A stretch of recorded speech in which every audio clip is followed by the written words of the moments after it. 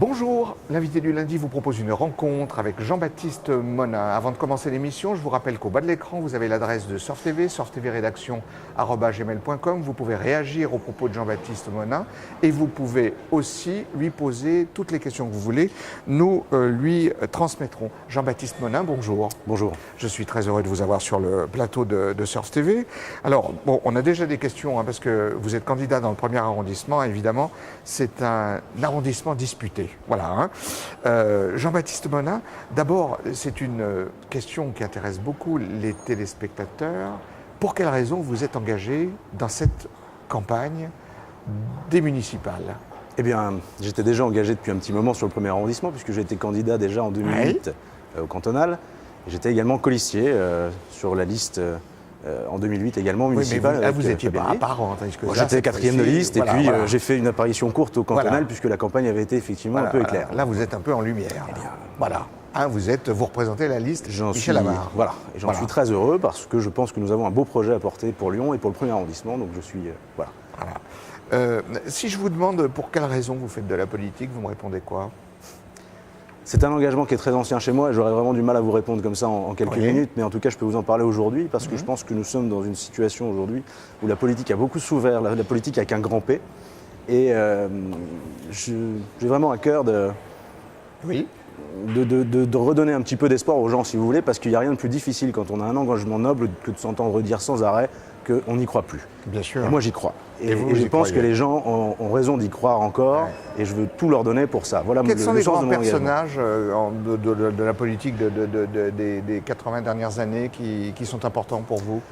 Je ne vous cache pas que j'ai eu un certain intérêt pour la carrière du général de Gaulle quand j'étais petit. Je suis d'une famille gaulliste, bien évidemment, j'étais amené à bien le connaître. Plus localement, j'ai connu à travers mes parents M. Poujade à Dijon, qui était maire de Dijon, qui est un homme que j'apprécie beaucoup. Alors là, on ne peut pas dire que c'est un gaulliste. Vous savez, mais vous savez, le groupe Poujade a disparu littéralement aux élections législatives de 58.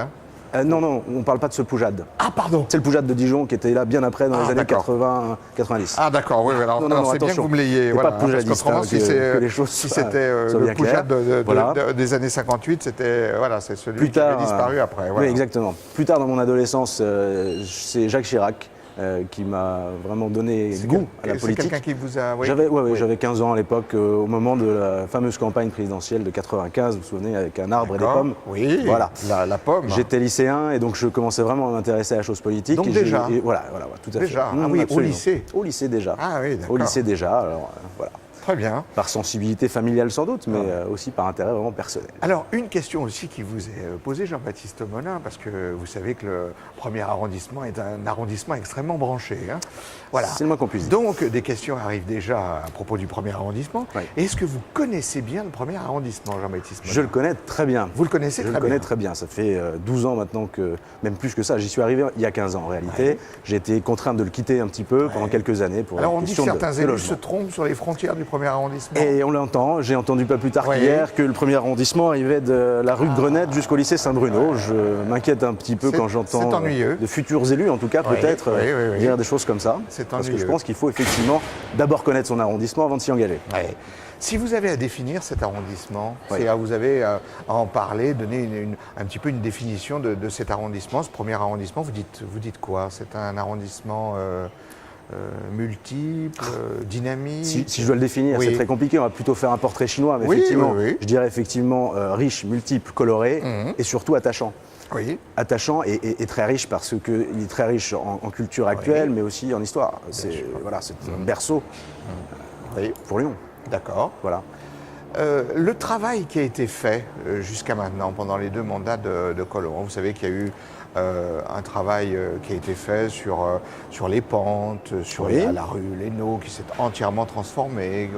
Et il y a des rues de galeries, il y a des créateurs de mode qui sont installés.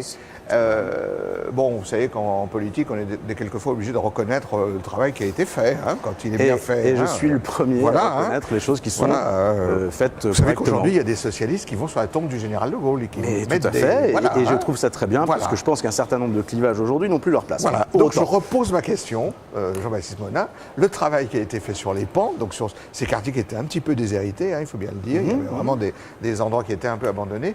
Qu'en pensez-vous ? Je vais être donc très franc, je pense qu'il y a des choses qui ont été faites tout à fait correctement, des projets qui ont été menés correctement.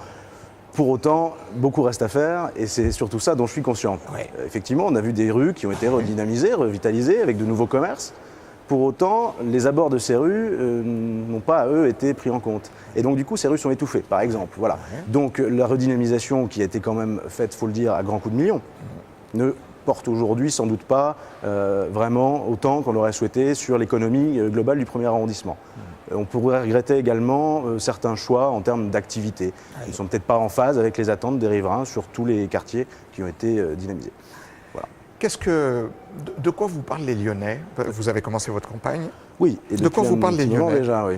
Alors, de quoi vous parlent les Lyonnais quand vous les rencontrez? Les riverains du premier arrondissement sont très attachés à la proximité, vraiment ce qui se passe en bas de chez eux. Alors bien évidemment, ce qui revient en premier, et même si ça peut paraître étonnant pour le premier arrondissement, c'est la sécurité. La sécurité. C'est la sécurité, mais pas la sécurité dans le sens d'une demande très répressive. C'est la sécurité dans le sens d'un sentiment général qu'ils ont le sentiment de perdre en tout cas. D'accord. Aujourd'hui.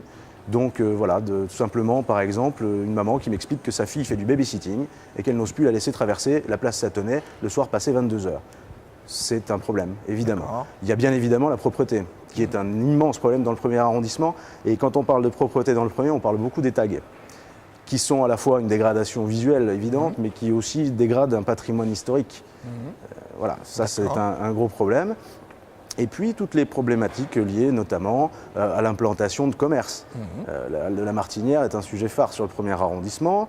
C'est un projet qui a été évidemment très mal mené, on l'a bien vu, avec des associations de riverains qui étaient très engagées sur le sujet, qui se sont sentis complètement abandonnés, sinon complètement bypassés, il faut le dire, par la municipalité. On peut imaginer que c'est un blocage, notamment lié à la mésentente qui régnait entre la mairie d'arrondissement et la mairie centrale. C'est un secret pour personne. Alors ça, c'est des questions qui sont aussi posées sur Surf TV. Vous allez comprendre qu'effectivement, c'est des questions un petit peu surprenantes, mais vous serez surpris comme moi et vous répondrez si vous voulez. Est-ce que vous pensez que vous, parce que vous êtes un candidat jeune, vous pouvez nous dire votre âge? J'ai 34 ans. Voilà. Est-ce que vous pensez que vous représentez un peu la population de cet arrondissement? Je le pense. J'ai à cœur d'être très transversal, si vous voulez, dans mon approche du quotidien et des habitants. D'accord. Je suis très ouvert. Donc vous pensez que c'est un quartier jeune? Oui, c'est un quartier jeune. C'est un quartier jeune. Pas exclusivement jeune, bien évidemment, mais moi en tout cas, je suis une personne qui s'intéresse pas seulement aux jeunes, et pas forcément aux jeunes de ma tendance politique. Voilà, j'ai à cœur de m'occuper de tout le monde. Et donc vous pensez que Michel Havard vous a choisi parce que vous avez ce profil? Oui, je pense que je suis effectivement assez représentatif. Voilà. Vous avez dit tout de suite oui quand il vous a proposé la tête de liste? Vous avez réfléchi longuement? Non, j'ai accepté tout de suite et j'étais même très demandeur, je ne vous le cache pas. D'accord. Voilà, ça a toujours été une ambition que de porter le projet pour le premier arrondissement au niveau municipal. Je le prépare depuis très longtemps. D'accord. Alors, Jean-Baptiste Monin, comme vous êtes candidat, est-ce que vous avez, puisque vous me dites que vous travaillez depuis un bon moment, est-ce que vous avez déjà des idées, des propositions à faire pour la vie future de ce premier arrondissement qui est au cœur de la ville? J'en ai énormément, mais si je vous répondais aujourd'hui, je trahirais quelques secrets. Bon, bien sûr, mais quelques pistes, quoi. Oui. Quelques pistes, sans trahir les grands... Alors, quelques pistes. Eh bien, un sujet qui m'est cher, c'est l'intergénérationnel. Et vous parliez d'un arrondissement dans lequel il y a beaucoup de jeunes, et bien pas que. Et il y a aussi un certain nombre de seniors qui sont sans doute pas très bien lotis dans le premier arrondissement. Ils sont dans quel coin? Parce que c'est vrai que des seniors, il y en a de moins en moins. Il y en a, et il y en aura de plus en plus sans doute. Alors on les trouve effectivement plutôt sur le haut des pentes. Il y a un certain nombre de résidences, d'EHPAD notamment, mais on les trouve également disséminés sur tout l'arrondissement. Avec, on imagine, tous les problèmes de déplacement qui vont avec. Voilà, et donc l'intergénérationnel est très important. Alors par intergénérationnel, on entend bien sûr de s'occuper des seniors, mais aussi de les réintégrer dans la vie sociale de l'arrondissement et de les faire cohabiter également avec l'enfance, avec la jeunesse. L'enfance qui, elle aussi, dans le premier arrondissement, est un peu mise de côté. Le manque de places de crèche, évidemment, parle dans ce sens-là. Bien sûr. Est-ce que vous rencontrez beaucoup de Lyonnais dans cet arrondissement qui ont eu des nombreux contacts avec la mairie du 1er arrondissement et qui vous donnent leur avis? C'est-à-dire que, vous savez, les maires d'arrondissement sont quand même des personnalités, la plupart du temps, qui sont quand même très attachés au terrain et qui, qui sont partout. Est-ce que c'est le cas de Nathalie Perrin-Gilbert? Bon, on sait qu'elle a joué les héroïnes il n'y a pas très longtemps. On a pu le suivre dans l'actualité. Je ne doute pas qu'elle est très présente, sans doute, dans certaines parties de l'arrondissement, où effectivement elle est très implantée. Elle a des partisans, des très clairement. Qui sont, Pour ceux qui ne sont pas en tout cas de ses partisans, c'est un autre discours. Le discours que j'ai le plus souvent, c'est on ne l'a pas vu en 6 ans. Ah d'accord. Voilà.